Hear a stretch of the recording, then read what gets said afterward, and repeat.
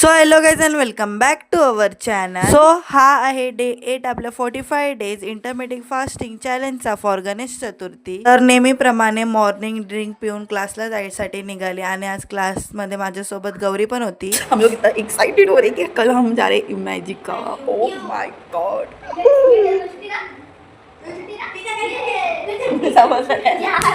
मग त्याच्यानंतर जेवायला घेतलं आणि जेवायला होता भात, डाळ, भाजी, शेपूची आणि वडी आणि मग खाल्लं आणि एवढं भारी लागत होता. खूप दिवसानंतर भात डाळ खात होती. मग किती आईले किती गाईले सबको लगता है आम्हीच.